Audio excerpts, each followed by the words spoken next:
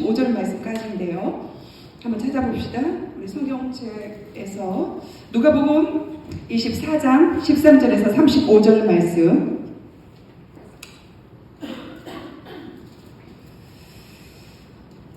신약성경 140페이지.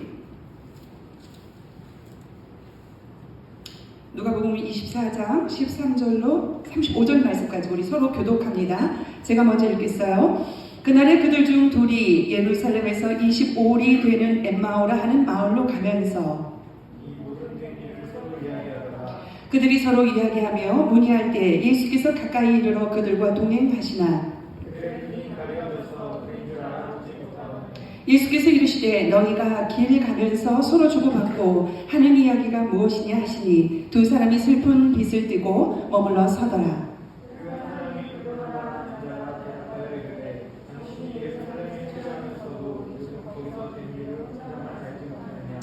이르시되 무슨 일이냐 이르되 나사렛 예수의 일이니 그는 하나님과 모든 백성 앞에서 말과 일에 능하신 선지자이거늘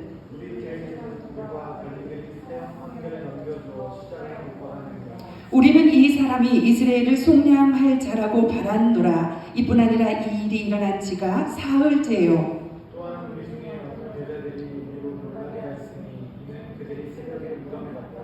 그의 시체는 보지 못하고 와서 그가 살아나셨다 하는 천사들의 나타남을 보았다 함이라.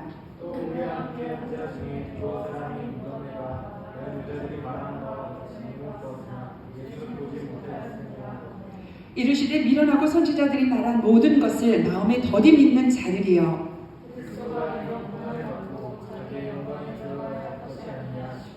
이에 모든 모세와 모든 선지자의 글로 시작하여 모든 성경에 쓴 바 자기에 관한 것을 자세히 설명하시니라.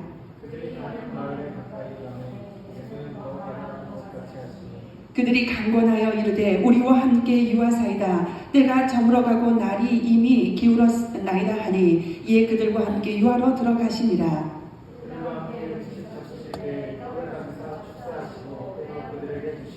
그들이 눈이 밝아서 그인 줄 알아보더니 예수는 그들에게 보이지 아니하시는지라.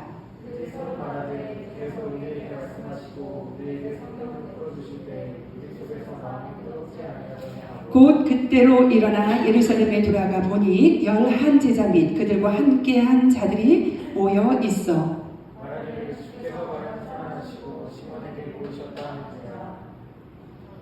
우리 다 같이요. 두 사람도 길에서 된 일과 예수께서 떡을 떼심으로 자기들에게 알리신 것을 말하더라. 아멘. 오늘 여러분들 말씀의 주인공 되길 원합니다.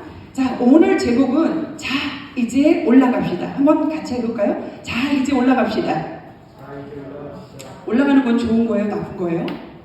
뭐를 향해서 목표를 향해서 나가느냐에 따라서 그게 선한 것인지 악한 것인지 구별할 수 있는 거죠. 자, 뭐를 향해서 올라가야 되는지 오늘 말씀 속에서 여러분들 해답을 찾으시는 여러분 되길 간절히 소망합니다. 여러분들 인생은 나그네 길이에요. 여러분들 최희준이라고 국민가수 아시나 모르나? 잘 모를 겁니다. 인생은 나그네 길 하면서 저기 가장 큰 오빠가 모른다 그러면 모르는 거지. 저희는 저희 세대 7080 그 윗세대는 압니다. 근데 이 사람이 인생은 나그네 길이라는 그런 그 국민 가요를 내서 아주 전부 다 그 전 국민이 이걸 애창했던 그런 때가 있습니다. 그런데 이 사람이 인생의 나그네 길을 어떻게 풀었냐면 구름이 흘러가듯 떠가는 길이라고 표현했습니다. 그리고 구름이 흘러가듯 정처 없이 흘러간다라고 표현했어요. 그리고 빈손으로 왔다, 빈손으로 가는 것이라고, 그래서 인생은 나그네라고 이렇게 표현합니다. 그리고 강물이 흐르듯 소리 없이 가는 것이 인생이다, 나그네 길이다 라고 표현해서 모든 국민들이 정말 공감하고 함께 애창했던 그런 가요입니다. 여러분 공감이 잘 안 되죠? 나이가 어려서 아직 공감이 안 되실 겁니다. 여러분들 인생이 한 3분의 1, 4분의 1 정도밖에 안 살았으니 나그네 길이라는 게 아마 공감이 안 될 거예요. 인생은 나그네예요. 성경에도 분명히 이렇게 이야기하고 있습니다. 한 번 이 땅에 태어나 한 번밖에 주어지지 않는 그런 낯설은 땅을 살아가는 게 바로 나그네입니다. 근데 이 나그네들은요, 가는 길에 미련을 두지 않습니다. 여러분, 나그네가 가는 길에 큰 미련을 두게 되면 지속적인 여행을 할 수가 없어요. 맞지요? 그 머문 곳에서 정처 없이 시간을 보내고 세월을 보내다가 내가 목표한, 그리고 또 내가 가고자 하는 길을 우리가 걸어갈 수가 없는 거예요. 그리고 나그네는 가는 길에 있어서 너무 많은 욕심을 내면 또 안 되는 거예요. 여러분, 짐이 많으면 여행이 너무 어렵습니다. 그래서 짐이 많으면 그 여행이 괴로울 수밖에 없고 짐이 되고, 그리고 또 그 어려움 때문에 즐거운 여행이 될 수 없는 것이죠. 그래서 우리가 나그네 길을 걸어갈 때 짐이 너무 많으면 안 되는 거예요. 그 대신 이 나그네는요, 투자할 곳에 투자를 해야 돼요. 그게 뭐냐면 우리는 성경적으로 영원한 본향을 향해서 투자를 해야 된다. 여러분, 영원한 거는 하나님의 말씀 안에, 하나님이 주신 언약의 그 말씀 안에 있는 것입니다. 그리고 그 언약의 백성에게 주어진 그 말씀만이 영원할 수밖에 없는 거예요. 그래서 인생의 길이 나그네라면 그 나그네들이 반드시 투자할 것은 영원한 것, 거기에다가 투자를 해야 되는 것입니다. 여러분들, 아까 지금 말씀드린 것처럼 인생의 3분의 1 아니면 4분의 1, 벌써 이만큼 여러분들 인생의 길을 걸어왔어요. 그죠? 그럼 내가 이만큼 걸어온 이 시점에서 내가 내 자신의 길을 한번 되돌아보는 그런 시간이 되었으면 좋겠습니다. 여러분, 나그네는 자주 자기가 돌아온, 지금까지 걸어온 길을 확인하고 물어봐야 되는 거예요. 내가 정말 잘 걸어가고 있는지, 내가 정말 정도를 잘 걸어가고 있는지를 확인하고, 그리고 또 물어보아야 되는 것입니다. 오늘 말씀 본문 말씀의 배경을 보면 예루살렘에서 서쪽으로 한 10km 정도 떨어진 곳에 엠마오라는 마을이 있습니다. 그런데 지금 예수님의 제자, 두 제자가 굉장히 슬픔과 그리고 또 그 실망에 젖어서 그 엠마오 마을을 향해서 황원역에 걸어가고 있는 배경을 우리가 볼 수 있습니다. 이들이 생각하는 건 뭐예요? 예수님이 민초들의 희망이었어요. 예수님이 이스라엘 백성의 구세주였어요. 예수님이 모든 것을 해결해 줄 수 있는 만능 선지자였다고 생각했던 그들이었습니다. 그런데 예수님이 허무하게 죽어버리셨어요. 십자가에서 강도와 함께 못 박아서 죽고 말했던 거예요. 그래서 이들은 슬픔이 많고, 그리고 또 그 낭만 가운데, 실망 가운데 대화를 나누면서 엠마오 마을, 그 마을을 향해서 걸어갔던 것입니다. 그런데 이때 낯선 손길이 한 명이 함께 동행을 하게 됩니다. 이 길소는요, 두 제자에게 성경 말씀을 풀어주었다라고 이야기를 합니다. 과연 어떤 말씀이었을까? 그 길소는 이 두 제자에게 어떤 성경 말씀을 풀어줬을까? 아마 메시아가 이 세상에 인간의 죄를 짊어져야 될 이유에 대해서 아마 설명을 했을 거예요. 이들은 물음표가 있었거든요. 왜? 라는 물음표가 분명히 있었습니다. 우리가 생각했던, 이스라엘 백성이 생각했던 그 상황에서 벗어나, 자기네들이 기대하고 소망했던 그런 길에서 벗어나 정말 실망하고 낭만길에 올랐던 그 자리에서 하나님은 예수님을 통해서 메시아가 왜 인간의 짐을 짊어지고 이 땅에서 죽어야 했는지, 그들의 죄를 짊어지고 죽어야 되는지에 대해서 분명히 이야기를 했을 거라고 유추가 됩니다. 여러분, 창조가 없는 종교는요, 인간을 구원할 수 없습니다. 여러분, 부활이 없는 종교는요, 구원에 대해서 논할 자격이 없는 거예요. 창조의 생명이 있어야지 인간의 생명에 대한 구원의 그 모든 논리를 설명할 수 있는 거고요. 그리고 또 부활이 있어야만이 그 부활에 대한 영생의 구원을 논할 자격이 있는 것입니다. 그래서 예수님이 부활하셨다는 거예요. 이 생명의 진리의 말씀을 예수님은 아마 두 제자에게 성경적으로 불어서 그런 이야기를 했을 것입니다. 그런데 이 세 사람은 어느덧 날이 저물어서 함께 식당에 들어가 식사를 하고 유아기를 권면하여 그렇게 들어갔습니다. 그런데 이 두 제자가 이렇게 보니까 이게 누구예요? 예수님인 거예요. 선생님! 하고 반가이 맞을 때 예수님이 갑자기 그 자리에서 계시지를 않는 것입니다. 예수님이 부활했구나. 예수님을 본 거예요. 묵도한 거예요. 그제서야 자기들에게 성경의 진리의 말씀을 풀어준 자가 예수님인 것을 알게 됐던 것입니다. 그 여인들이 부활하신 예수님을 만나고 우리에게 소식을 전한 그 사실이 정말 진실된 사실이구나 라고 그때서 깨달은 것입니다. 아니 우리가 이러고 있을 때가 아니야. 우리가 빨리 예루살렘으로 돌아가자. 예루살렘으로 올라가자. 그 두 제자는 이렇게 결단을 합니다. 여러분, 초반에 이들의 마음은 고통이 말도 못하게 많았을 것입니다. 모든 걸 다 내려놓고 예수님을 따랐던 거예요. 가족도, 재산도, 관계도, 모든 세상 속의 짐을 내려놓고 예수님을 따랐던 거예요. 근데 예수님이 어땠어요? 험하게 돌아가셨잖아요. 그래서 공포와 절망과 불안과 낙심에 쌓여서 지금 어디를 향해서? 엠마오를 향해서 내려가는 제자들이었습니다. 그런데 예수님의 음성을 들었어요. 잠깐이지만 예수님을 만났어요. 그랬더니 이들의 마음에 희망이 솟구치는 거예요. 용기가 나는 거예요. 기쁨이 있는 거예요. 감격이 있는 거예요. 그 마음을 안고 지금 어디를 향해서? 예루살렘을 향해서 올라가는 것입니다. 여러분, 그렇게도 무거웠던 발걸음, 얼마나 무거웠을까? 그죠? 모든 것들을 잃었던 그 마음과 형편을 우리가 이해하지 않을 수 없지요.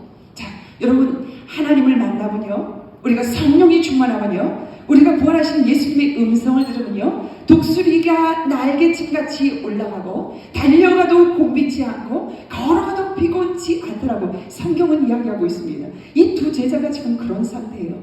예수님의 음성을 들었어요. 부활하신 예수님을 만났어요. 그래서 그 모든 절망 가운데 샘솟는 기쁨으로 지금 예루살렘을 향해서 올라가는 그 엠마오의 도상에 있었던 두 제자 이야기가 오늘 본문 말씀 배경의 이야기인 것입니다.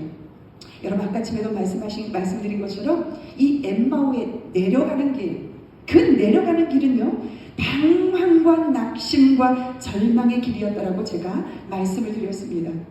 여기 엠마오로 내려가는 두 제자의 발걸음, 아마 그들이 예수님을 만나지 못한 그런 상태, 모든 영혼들이 예수님을 만나지 아니하면 이 세상에서 잘 되는 것 같고, 이 세상에서 좋은 것 같고, 이 세상에서 정말 모든 것들을 가진 것 같지만 그들은 결국 내려가는 길이에요. 방황의 길이고 낙심의 길이고 절망의 길입니다. 그거는 공허하다라고 얘기하고 있어요. 흑암이 있다라고 얘기하고 있습니다. 성경은 그렇게 표현하고 있습니다. 여러분, 엠마오라는 거는요, 그 원문에 모른다라는 거예요. 알지 못하는 길이라고 원뜻에 그 이야기가 포함되어 있습니다. 엠마오 길은 불확실한 길이에요. 알 수 없는 길이에요. 방황하는 길이에요. 방탕하는 길이에요. 여러분, 이 시점에서 자신의 영성과 자기가 가고 있는 길 3분의 1과 4분의 1 정도 왔지만 한번 되돌아보는 여러분이 되었으면 좋겠습니다. 지금 내가 가야 할 길을 알지 못하고 방황하고 계시는 분들 혹시 있습니까? 무엇을, 어떤 것을 선택할지 몰라서 하나님 앞에 딜하며 기도하고 있습니까? 그분은 지금요, 엠마오로 내려가는 길이에요. 오늘 성경의 엠마오 길은 내려가는 길이라고 표현할 수 있습니다. 여기 내려간다는 말은요, 단순히 지리적인 그 개념만 있는 것이 절대 아닙니다. 아까 말씀드린 것처럼 이 엠마오에 가는 길은 방황의 길이고 우리가 알 수 없는 길이고 그리고 모르는 길이기 때문에 낙심의 길이에요. 시리와 절망의 길입니다. 모든 희망을 잃어버린 길이에요. 여러분, 한번 생각해 보십시오. 이 예수님은 정치적인 메시아, 경제적인 메시아였어요. 모든 로마의 속국에서 이스라엘 백성을 구원해 줄 정치적인 메시아. 오병이요, 칠병이요, 모든 것들을, 모든 능력을 목도한 그들의 이스라엘 백성은 이 예수님만 있으면 우리들의 모든 굶주림을 해결해 줄 수 있는 그런 선지자다, 구세주다 라고 생각했던 예수님이 아닙니까? 그러니까 모든 걸 다 포기하고 예수님만 바라보고 제자가 되었던 것입니다. 그런데 그분이 그 메시아가 죽었다라는 거예요. 여러분, 죽은 예수님을 지금 간에 품고 있습니까? 여러분들 지금 신앙의 열정이 이렇다라면 그 지금 내려가는 엠마오 도상에 있는 것입니다. 여러분 인생에 희망이 보이지 않습니까? 뭔가 여러분 마음속에 불편하고 못마땅하고 하나님이 나를 등지고 있는 것 같고 외면된 그런 길을 가고 있는 것 같습니까? 아, 뜨거워. 목사님은 어떻게 내 마음을 이렇게 잘 알고 있지? 혹시 그렇게 생각하며 그 길을 내려가는 이 엠마오 도상에 있는 여러분들 계십니까? 여러분, 오늘 올라가는 신앙, 올라가는 믿음, 올라가는 예배를 통해서 모든 것이 회복되길 간절히 원합니다. 오늘 17절 말씀에 보니까 슬픈 빛을 띄었다라고 기록하고 있습니다. 엠마오 길은 슬픈 길이에요. 여러분 마음에 소망이 없어요? 기쁨이 없어요? 즐거움이 없어요? 예수 믿는 재미가 없어요? 예배에 대한 기대감이 없어요? 목마름이 없어요? 갈망이 없어요? 소망이 없어요? 여러분들 그 슬픔의 빛, 예배는 축제거든요. 찬양도 축제예요. 기도도 축제예요. 말씀도 축제예요. 아주 기대감에, 목마름에, 갈망에, 소망에 차 있는 것이 우리가 예루살렘을 향하여 올라가는 예배자의 태도인 것입니다. 엠마오 길은 슬픔의 길이었다라고 말하고 있어요. 그 길은 내일을 기약할 수 없는 길이에요. 여러분, 내일을 기약할 수 없는 예배자가 올바른 예배자의 모습입니까? 참된 예배자의 모습입니까? 모든 것을 잃어버린 듯한 그 슬픔에 쌓인 정말 목 놓아올 수밖에 없는 그런 환경 속에서 헤어나지 못하여 슬픈 얼굴 내색을 띠고 살아가는 그 인생의 나그네 길, 예수님이 없는 거짓 예배를 드리는, 쭉 예배를 드리는 그런 내려가는 엠마오 도상에 있는 우리의 나그네 길이 아닌가? 한번 여러분 생각해보는 여러분이 되길 간절히 원합니다. 어쩌면 여러분 지금 여러분 안에 위로가 필요할 수도 있습니다. 누군가를 붙잡고 막 하염없이 울고 싶은 그런 충동이 내 안에서 막 솟구치면서 갈 바를 몰라 정말 슬픔에 그 신앙생활을 하며 나그네 길을 걸어가는 사람도 있을 거예요. 가슴이 답답하여 터질 정도로 정말 내 가슴을 치고도 남을 정도로 넙적 주저앉아서 울고 싶을 정도로 그 길, 엠마오 길을 걸어가는 그런 신앙인들이 이 세상을 살아가는 모든 사람들에게 얼마나 많은지 몰라요. 더군다나 여러분 우리 인생길이 넉넉지가 않아요. 여러분 코로나가 잠잠해지나 싶더니 또 이 변이 바이러스 때문에 모든 사람들의 길들을 막고 있고 상황을 위축하고 경제를 어렵게 하고 정말 자살을 생각하는 사람들 얼마나 많은지 모릅니다. 오늘 목사님이 설교 시간에 말씀드린 것처럼 우리나라 경제도 이 IMF의 이상의 경제 대환란이 올 거라고 예상하고 있습니다. 그 가운데 그 주인공들이 얼마나 많겠습니까? 누구도 피할 수 없는 길을 우리는 걸어가야 되는 거예요. 이 낯설은 땅에 우리가 던져진 거예요. 그럴 때 얼마나 가슴이 답답하고 정말 내 길이 열려지지 않아서 목 놓아 울고 싶은 그런 엠마오 길이 얼마나 많습니까? 생각해보면 인생은 엠마오로 내려가는 사람들입니다. 우리 인생은 실패, 그 모든 슬픔의 대화의 길이라고 볼 수 있는 거예요.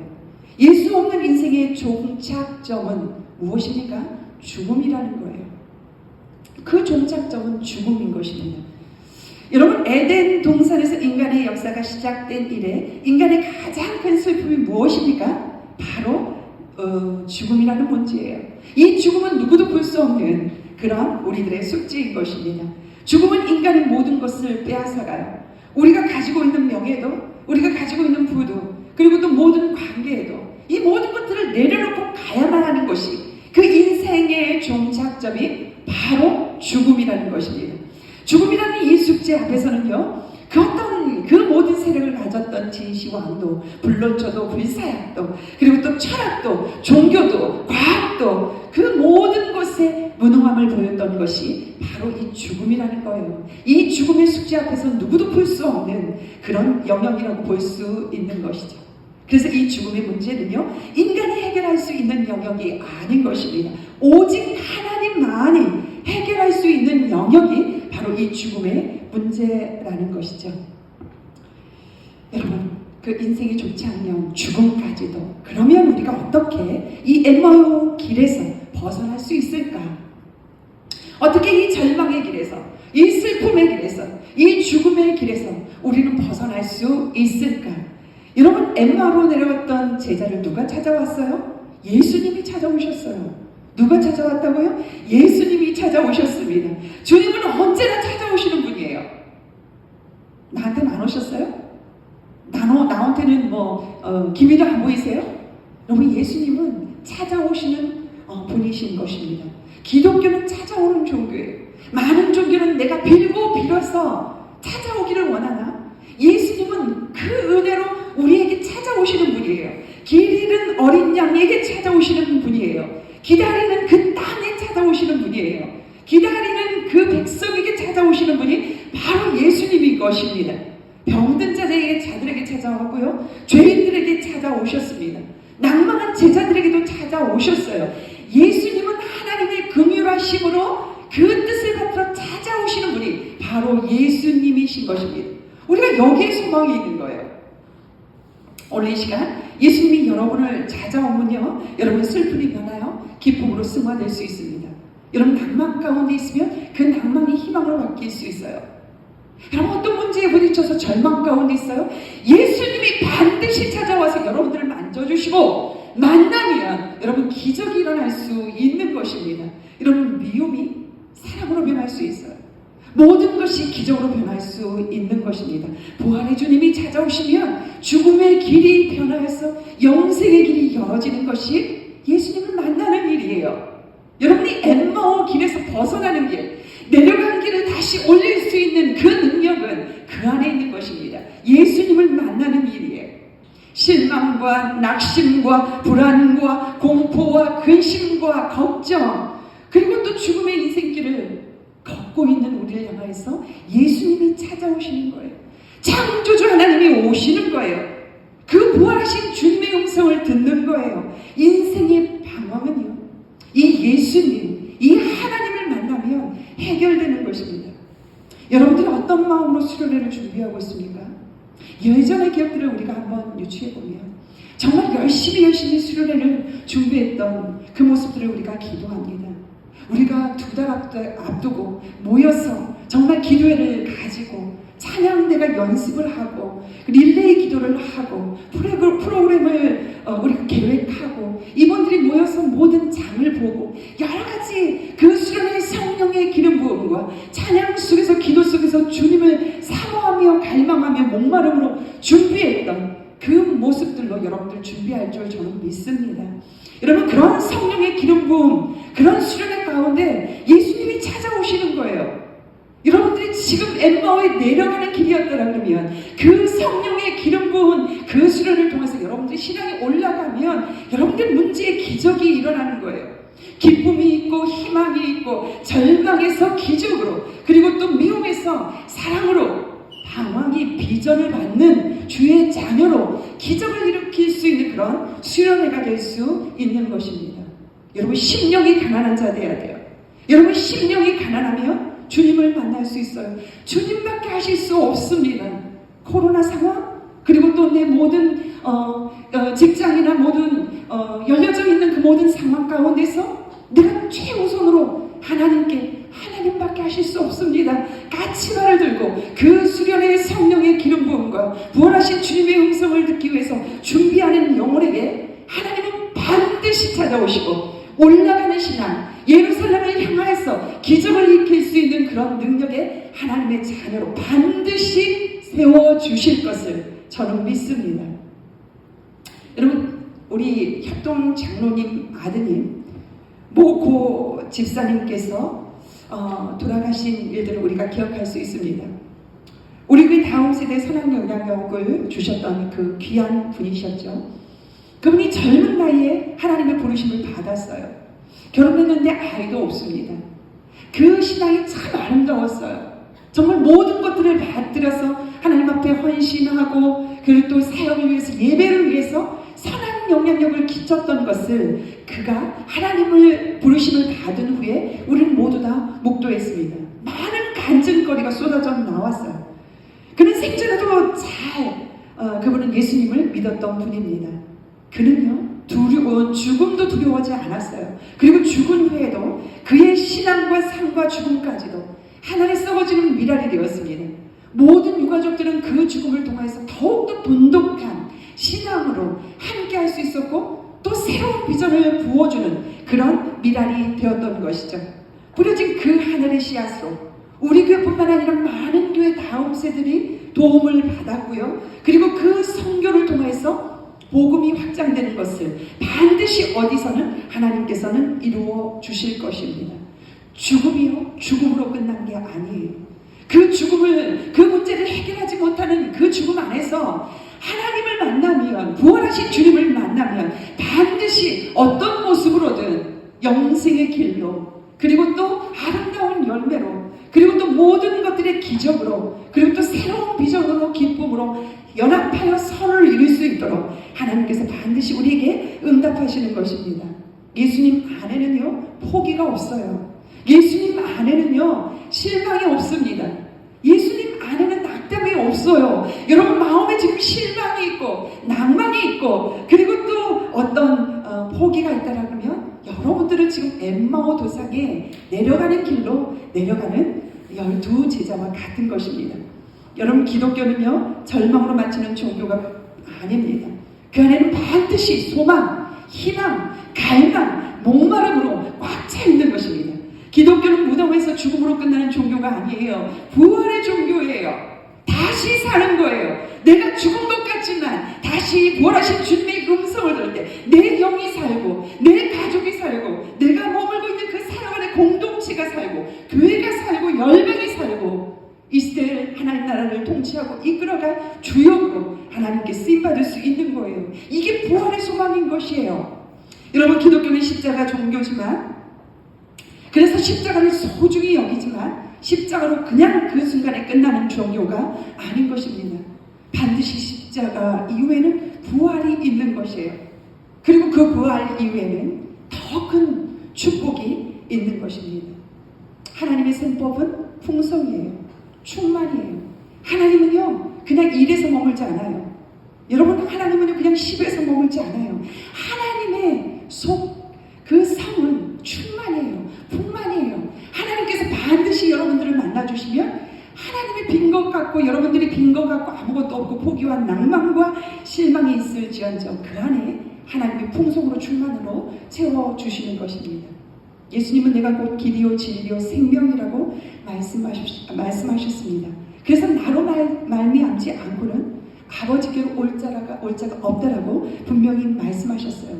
예수님이 길이에요. 예수님이 진리예요. 예수님이 생명이에요. 예수님이 해답이에요.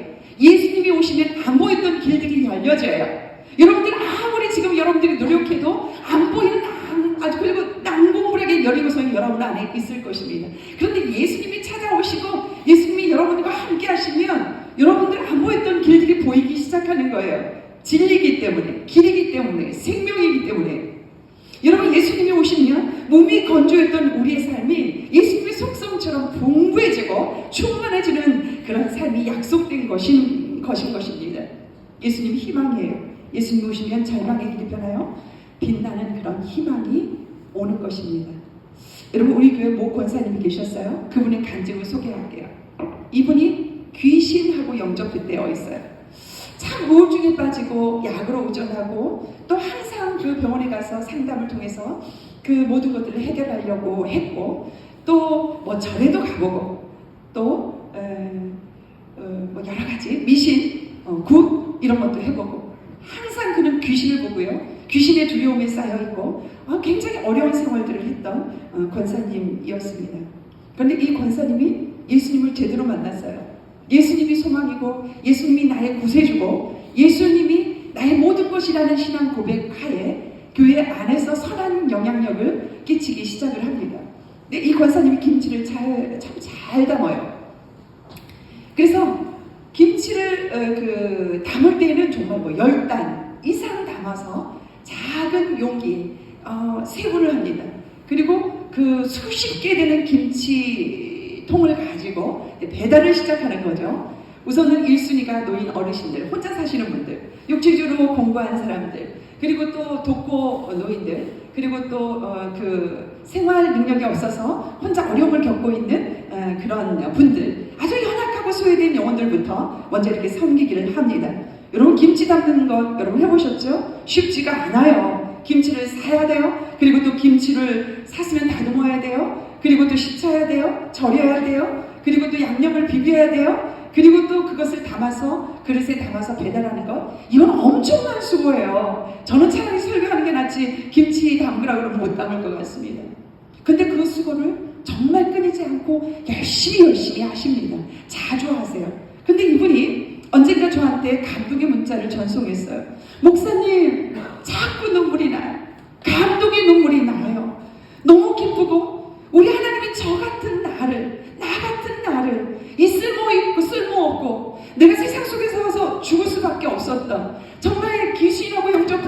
귀신에게 두려움받고 귀신 때문에 너무 어려웠던 저에게 하나님께서 나에게 이렇게 쓰임받을 수 있는 은혜를 주셔서 그 영혼들에게 감사의 말을 이렇게 듣는 것이, 이것이 너무너무 감격이 되고 나를 사용한 하나님께 모든 영광을 올려드려요. 이런 문자를 보내는 거예요.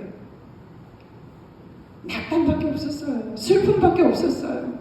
죽을 수밖에 없어서 약 먹고 자살하려고, 아들하고 자살하려고 그렇게 했던 사람입니다. 근데 부활하신 예수님이 그 안에 있으니까, 찾아오시니까, 만나니까 이는 자기랑 똑같은 입장에 있는 여러 어려운 영혼들을 섬기면서 그 안에서 쓰임받는 것에 대한 감사와 소망과 기쁨이 차고 넘쳤던 것입니다. 여러분, 이런 경험 해보셨어요? 이런 섬김 해보셨습니까? 그럴 때 하나님이 부활하시는 주님의 음성을 통해서 여러분들을 사용하는 거예요. 5개월 전 저에게 한 통의 전화가 왔습니다. 그분은 부산 사는 한양지라는 83세 된 집사님이십니다. 이분이 시티에서 내가 매일 기쁘게라는 코너를 우리 담임 목사님 김성희 목사님 교정사역 통화에서 송출이 방영이 됐는데 그것을 본 거예요. 그 83세 된 어르신이요. 그런데 이분이 그걸 보고 감동을 받았어요. 그러면서 저한테 하는 말이, 이제 내가 무엇을 위하여 살아야 될지 소망을 갖게 됐다는 거예요. 이제 83세인데 하나님이 부르시는 그 날짜까지 내가 무엇을 위해서 살아야 될지 비전을 찾았다는 거예요. 이제 하나님의 뜻을 찾았다는 것입니다. 자기는 지금까지 드라이했다는 거예요. 메말랐던 거예요. 기쁨이 없었다는 거예요. 그런데 그가 기쁨을 찾고 희망이 넘친다라고 이렇게 이야기하면서, 목사님, 내가 노점상에서 83세인데 청국장 장사를 해요. 청국장을 만들어서 장사를 한대요. 그리고 도라지를 팔아서 그 혼자 사는 독거 노인이세요. 그러시면서 한 달에 10,000원, 그것을 내가 후원하겠습니다. 목사님, 이게 적은 돈이지만 이게 내 소망이에요. 내가 이제 살아갈 목적을 찾았어요. 그러면서 하시는 말씀이, 내가 10,000원을 후원하겠지만 제가 개미군단을 만들어 드릴게요. 여러분, 개미군단이 뭔지 알아요? 10,000원 이렇게 군대, 작지만 개미군단을 만들어서 내가 하나님 앞에 올려드릴게요. 이러는 거예요. 진짜 그 목소리가 업이 됐어요. 그 목소리에 힘이 있었어요. 그 목소리에 기쁨이 있었어요. 할렐루야를 외치는 거예요. 여러분, 그분은요 83세까지 그 안에서 소망이 없었던 거예요. 신앙생활을 하지만 기쁨이 없었던 거예요. 그런데 불현듯 그 방영된 프로그램을 보고 예수님의 음성을 들은 거예요. 야, 소외된 영혼에게 네가 하늘에 썩어지는 미랄이 되어라. 이렇게 주님의 음성을 들은 거예요. 그랬더니 이 신앙에 소망이 생기고 비전이 생기고 하나님의 뜻을 발견하며 더 큰 하나님의 선한 영향력을 위해서 힘쓰는 분이 되었습니다. 월요일은요, 여유 없이 저랑 1시간 통화해요. 1시간 통화하면서 우리 사역을 논하고 그 사역을 위해서 기도를 해서 기도하고 정말 기쁨으로 사역하며 신앙생활하는 그분의 모습을 우리가 볼 수 있습니다. 여러분, 예수님이 오시면요, 이 땅은 희망으로 가득 차는 거예요. 예수님이 찾아오시면요, 여러분의 가정이 희망으로 변할 수 있습니다. 예수님이 오시면요, 그래요, 그것이면 충분한 거예요. 다른 게 필요 없어요. 물질요, 권력이요, 여러분들 명예요, 여러분들이 그토록 소중히 여기는 거요, 그거 한 번이면 끝납니다. 여러분, 이찬수 목사님 설교 중에 불현듯 생각나는 건데, 어느 시점에서 날파리가 자꾸 자기 앞에서 깐죽거리더래요. 굉장히 신경 쓰이다는 거죠. 그냥 날아갔으면 좋겠는데, 너 날아가 줄래? 내가 너를 없애지 않도록 좀 날아가 줬으면 좋겠다. 이렇게 이야기를 했다는 거죠. 근데 얘가 깐죽거리면서 날아가지를 않는 거래요. 그래서 손가락을 들어서 그 날파리에 얹고 쭉 선을 그어버렸대요. 그랬더니 날파리는 단숨에 한 줄의 푸른색 선으로 딱 그치면서 세상을 하직했던 것이죠. 여러분, 이거예요. 우리가 갖고 있는 소중하게 여기는 것, 하나님 보시기에는 아무것도 아니에요. 한번 그냥 하나님이 등을 돌리시면, 하나님이 그 날려버리시면, 여러분이 세상 속에서 애착하고 있고 세상을 향해서 세워지지 않는 공허함으로 그래도 흑암 가운데 붙잡고 있는 것들은 단번에 없어질 수 있는 것들입니다.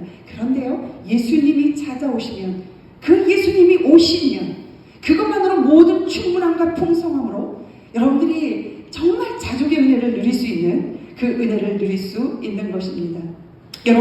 여러분의 삶 속에서 이 부활의 능력이 충만해지길 간절히 원합니다. 여러분의 신앙의 새로운 전환점을 이 말씀을 통해서 수련을 통해서 이루어나가는 여러분의 신앙이 되길 간절히 원합니다. 여러분 수련회를요, 그래서 부활하신 주님을 만나는 그 전환점으로 찾아야 되는 거예요. 일주일 남았어요. 여러분 일주일 동안 어떤 자세로 하나님 앞에 목마름으로 나가야 될지는 여러분한테 달린 것입니다. 여러분들 그 사역에서 분명히 어느 포지션이 정해져 있을 거예요. 때로는 어떤 기도의 인도자로, 어떤 계획의 프로그램의 또 리더로, 아니면 협력자로, 동역자로, 아니면 정말 못 오는 상황 속에서 있는 곳에서 정말 기도하면서 모든 이 모양 저 모양대로 자기 처지에 맞게 준비하고 있을 것입니다. 그렇지만 여러분들이 갈망한 만큼, 소망한 만큼 부활하신 주님은 여러분들을 찾아갈 겁니다. 여러분 엠마오로 내려갔던 두 제자는요, 부활하신 예수님을 만난 후 발길을 돌이켜서 예루살렘으로 올라갔습니다. 자 이제 올라갑시다. 한번 따라서 할까요? 자 이제 올라갑시다. 그래요. 오늘 본문 33절을 보니까 곧 그 시로 일어나 예루살렘으로 돌아갔다. 머뭇거리지 않았어요. 즉시 올라갔습니다. 머뭇거릴 시간이 없어요. 여러분들 기회가 지나가기 전에 새로워지는 거예요. 여러분들 수련회가 기회다. 이 시간 신미자 목사의 말씀이 나를 하나님께서 전환시키는 그 시점이다 라고 생각하면서 여러분들이 생각을 바꾸고 마음을 바꾸고 결단을 하면 예수님이 그곳에 찾아오는 것입니다. 그럼 어디로 갔습니까? 예루살렘으로 올라갔어요. 예루살렘은요, 평화의 터전이라는 뜻이 그 안에 있습니다. 주전 천년경 다윗 왕이 하나님의 도성으로 세운 도시가 바로 예루살렘이에요. 여러분 희망의 길이에요. 구원의 자리예요. 하나님이 기다리는 곳이에요. 성전인 곳입니다. 거기에 지금 올라가는 거예요. 예루살렘은요, 하나님이 계신 곳이에요. 하나님이 하나님의 백성을 만나주시는 곳이에요. 여러분 예루살렘으로 돌아간다는 말은요, 이 하나님의 곁으로 돌아간다는 거예요. 여러분 엠마오 가는 길은요, 서쪽으로 가는 길입니다. 그런데 이 예루살렘으로 가는 길은 동쪽 방향으로 가는 길이에요.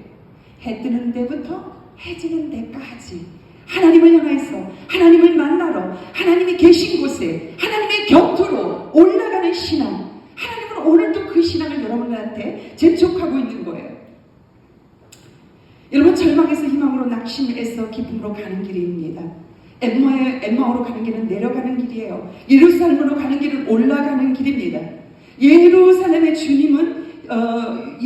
주님의 십자가가 있는 곳이고요, 성전이 있는 곳이고요, 그 제자 공동체가 있는 곳이고요, 그리고 교회가 있는 곳이 바로 예루살렘인 것입니다. 여러분 개인적으로 아픔을 가지고 있는 분 혹시 계십니까? 혹시 여러분들 중에 가정적으로 어려움을 겪어서 날마다 눈물로 지새운 여러분은 없습니까? 그리고 또 하루에 매일마다 소망 없이 희망 없이 그냥 하루하루를 무의미하게 지내보내는 사람은 없습니까? 그리고 죽음의 문제를 해결하지 못하고 아직도 그 죽음의 문제에, 그 자리에, 그곳에 머물러서 내려가고 있는 여러분은 없습니까? 나는 외로워, 고독해, 나의 주변에는 사람이 없어, 이렇게 생각하고 인생을 살아오는 여러분은 없습니까? 여러분 엠마오 도상 거기는요, 우리가 절망이 있고 좌절 있고 낙심해야 될 자리이고 웅크려 앉아 있어야 할 자리가 아닙니다. 즉시 일어나야 돼요. 빨리 일어나야 돼요. 곧 일어나야 돼요. 얼른 일어나야 될 그곳입니다. 여러분 이번 수련회 기회를 잡으세요. 하나님을 만나세요. 하나님을 만날 수 있는 기회가 온 것입니다. 하나님을 만날 수 있는 찬스가 온 것이에요. 여러분 얼마나 많은 성도들이 30일 전부터 새벽마다 이 문제를 가지고 기도하고 있어요. 기도가 묻히고 사무친 그런 수련회라는 거예요. 벌써 성령의 기름 부음이 부어지고 있는 것입니다. 여러분 그만큼 고난의 길이 많은 것은 그만큼 영광의 자리가 있다는 것이에요. 여러분 기대해도 좋아요. 환경이 지금 어려운 곳으로 올라가고 있으니까 생각을 바꾸세요. 마음을 바꾸세요. 여러분 생각과 마음을 고쳐먹고 부활하신 주님, 성령의 기름 부음, 그런 수련회를 갈망한다면요, 반드시 그 안에 영광으로 여러분에게 화답할 줄 저는 믿습니다. 하나님을 만날 수 있는 찬스가 온 거예요. 하나님은 지금 당신의 나그네 길 한가운데 여러분하고 함께 동행하고 계시는 거예요. 그러면서 여러분들 이렇게 세우는 거예요. 여러분, 저 처절했던 유대인 학살 수용소 아우슈비츠 감옥 여러분들 아실 것입니다. 그런데 그곳에서 오늘 찢겨 죽을지 아니면 내일 그녀가 비누 공장의 재료로 될지 모르는 그 한담한 상황 속에서 사람들이 병마다 정말 이런 글귀를 써놨습니다. 하나님, 당신은 지금 어디 계십니까? 정말 울부짖으며 그렇게 그 글을 써놓고 기도하는 그런 사람들입니다. 사랑하는 친구, 사랑하는 동료들, 사랑하는 그 가족들이 찢겨서 죽어가는 모습들을 지켜보면서 하나님은 도대체 살아계십니까? 하나님 어디 계십니까? 하나님 지금 이것을 보고 계십니까? 하나님 어디 계세요? 라고 울부짖으며 기도했던 그런 사람들이 있었습니다. 그런데 그곳에 한 신앙인이 그 곁에 이렇게 써놓았습니다. God is here. 하나님이 여기 계신다. God is here. 하나님이 여기 계신다. 당신과 함께 고난받고 있고 당신과 함께 지금 울고 있고 당신 가족들의 그 찢겨져 나가는 죽음을 보면서 함께 아파하고 있다. 당신이 오는 그 자리, 고난당하는 그 자리, 하나님이 바로 여기 함께 계신다는 것을 여러분 명심해야 되는 거예요. 갈 길을 알지 못하며 방황하는 여러분 계십니까? 하나님은 묵묵히 그것을 지금 지켜보고 계세요. 여러분들 안에, 여러분들 옆에, 여러분들 뒤에, 여러분 앞에 지금 함께 계시는 거예요. 하나님이 등지고 한없이 도망가서 정말 외로움에 울고 지쳐서 쓰러질 것 같은 그런 여러분들 계십니까? 하나님이 어디 계세요? 바로 여기 God is here. 하나님은 여기 계시는 거예요. 여러분 마음 안에 계시는 거예요. 교회에 계신 거예요. 예루살렘 성전에 있는 거예요. 수련회 가운데 있는 거예요. 그걸 인지하지 아니하고 수련회를 준비하면 그 수련회에는 은혜가 없어요. 여러분 돈 낭비하고 에너지 낭비하고 시간 낭비하고 재능 낭비하고 다 낭비하는 거예요. 여러분 이 시간 여러분 가정과 여러분 하나님께 돌아오지 않는 그 영혼들을 위해서 눈물을 뿌리며 기도하는 영혼들이 있을 거예요. 여러분 임원들도 지금 잠자는 영혼들을 위해서 얼마나 기도하고 있겠습니까? 그죠? 그 영혼들이 있습니까? 하나님은 그들을 기다리고 계세요. God is here. 여기에서 그들을 기다리고 있어요. 그러면 여러분들은 어디에 있든지 그들의 영혼들을 위해서 하나님 손에 생명을 올려드리며 기도하시길 바랍니다. 수련회 가운데 못 올 영혼들을 위해서 기도하세요. 하나님은 기다리고 계세요. 하나님은 그 수련회 가운데 있기 때문에 여러분들 그 마음의 정성을 보시고 그 영혼들을 불러주시고 같은 동일한 은혜 안에 머물 수 있도록 하나님께서 축복해 주실 것입니다. 여러분 인생을 방황하고 있어요? 인생의 나그네 길에서 방향 없이 여러분 좌절하고 있습니까? 인생의 방황은요 예수님을 만나면 끝납니다. 여러분 신앙의 방황은요 좋은 교회 만나면 끝이 납니다. 우리 새가족부실에 들어가면 이런 현수막이 있어요. God is here. 하나님은 여기 계세요. 여러분 마음속에 있습니다. 스코틀랜드의 한 소년이 낮에 혼자 집을 지켰습니다. 그런데 심심풀이로 이 소년이 불장난을 하다가 그만 집에 불을 내고 말았어요. 아버지 꾸중이 너무 무서웠어요. 그래서 가출을 했어요. 열흘 동안 객지를 돌아다 보니까 급기야는 이 아이는요 나쁜 짓을 하게 됩니다. 무서운 죄악의 속으로 빠져들었어요. 정말 자기 자신을 봐도 수치스럽고 정말 볼 수 없는 몸이 망가지고 그 마음은 죄로 인해서 괴롭기만 한 그 상태에서 죽기로 결심합니다. 나는 이 세상에 쓸모없는 인간이야. 나는 죽어 마땅해 라고 결심을 합니다. 그리고 그날 밤 어린 시절에 살던 집을 한번 보고 멀리서나마 우리 부모님 얼굴을 한번 보고 죽자라고 생각을 합니다. 마을에 도착한 이 아이는요 밤이 되기를 기다렸다가 자기 집 문 앞에 이르러 그 집 안의 환경을 보게 됩니다. 그런데 이게 웬일입니까? 대문은 활짝 열려 있어요. 자기가 자던 방에는 불이 환하게 켜져 있었습니다. 그리고 자기가 자던 그 침대에는요 벽에도 이불도 가지런히 놓여 있습니다. 왈칵 눈물이 쏟아났어요. 그리고 이 인기척에 부모님이 달려 나왔습니다. 그리고 그 부모님은 그 아들을 붙잡고 내가 떠난 후에 한 번도 대문을 닫은 적이 없단다. 언제든지 내가 돌아오기를 기다리고 있었단다. 내가 집을 나가는 하룻밤도 내 방에 불을 끈 적이 없었단다. 내가 없어진 이후 한 번도 우리는 편히 잠을 잘 수 없었고 맛있는 음식을 먹은 적이 없단다. 아버지의 마음이에요. 하나님의 마음입니다. 하나님은 언제나 기다리고 계십니다. 돌아오기만 하면 언제나 여러분들이 기도하는 그 사랑하는 자들을 영접해 주고 하나님의 사랑으로 올라가는 신앙으로, 올라가는 믿음으로, 올라가는 예배로, 올라가는 자녀로 하나님께서 세워주실 것입니다. 여러분, 수련의 이 소식을 잠자는 영혼들에게 전달하는 여러분 되길 원합니다. 그리고 그 축복의 주인공이 여러분 되길 간절히 원합니다. 하나님 등지고 가시던 분들이 돌아오길 간절히 원합니다. 내리막길로 내려가던 모든 영혼들이 다시 한번 이번 수련을 통해서 올라가는 영혼들이 되길 간절히 소망합니다. 내려가는 신앙이 그것이 하나님의 뜻이 아님을 깨닫고 돌아가십시다. 올라가십시다. 하나님께서 반겨주실 거예요. 나에게 소망을 주실 거예요. 이런 목마름으로 여러분이 신앙이 부활되고 여러분의 삶이 부활되고 여러분의 신앙의 능력이 힘있게 솟아오르는 여러분의 남은 신앙이 되길 주님의 이름으로 축원드립니다. 하나님의 속성은 풍성이에요. 충만이에요. 꾀지자에게 조금 주시지 않아요. 반드시 그렇게 이루실 주님을 갈망하고 목마름으로 사모할 때 이번 수련회는 반드시 하나님께서 여러분들의 길들을 열려주실 것입니다. 올라가는 신앙으로 축복해 주실 것입니다. 여러분 믿으십니까? 아멘. 예, 그 축복의 주인공이 되길 간절히 소망합니다. 기도합니다. 하나님 감사합니다. 인생은 나그네 길인데 우리가 너무 많은 짐을 지고 그 길을 걸어가고 있습니까?